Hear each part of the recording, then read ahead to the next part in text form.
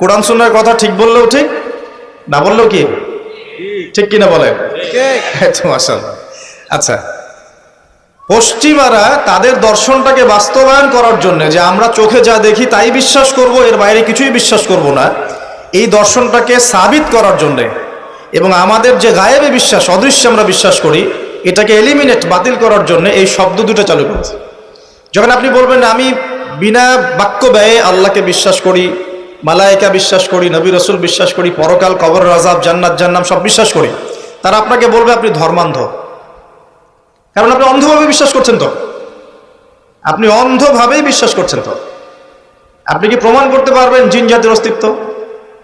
আপনি কি ল্যাবরেটরিতে বসে বসে, আমরা যে ফিজিক্স, কেমিস্ট্রি, বায়োলজির ল্যাবরেটরিতে করেছি না প্র্যাকটিক্যাল, এই প্র্যাকটিক্যাল কাজগুলোর মধ্য দিয়ে কি আপনি আত্মার অস্তিত্ব প্রমাণ করতে পারবেন নাকি? যারা হার্ট স্ট্রোক করে মারা যাচ্ছে, হচ্ছে না, আমরা কি বলছি? হৃদযন্ত্রের ক্রিয়া বন্ধ হয়ে মারা গেছে, ইন্না লিল্লাহি ওয়া ইন্না ইলাইহি রাজিউন, মাইকিং করে বেড়াচ্ছে, তাই না? হৃদযন্ত্রের ক্রিয়াটা বন্ধ হলো কিভাবে? এর ভিতরে কিছু একটা তো ছিল যেটা এখন নাই। একটা ডেড বডির মধ্যে কিছু একটা নাই যেটা একজন জীবিত মানুষের দেহের মধ্যে আছে। আপনার দেহে কি আছে যেটা একটা মৃত মানুষের দেহে নাই? বলেন কি নাম এটা? এই রুহটা কি পশ্চিমারা কি বিশ্বাস করাতে পারবেন? গিলাতে পারবেন? গিলাতে গেলে বলবে আপনি ধর্মান্ধ।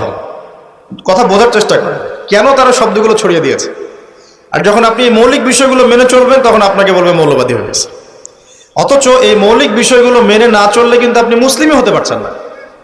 কেউ যদি আত্মায় বিশ্বাস না করে, জিন জাতিতে বিশ্বাস না করে, আপনার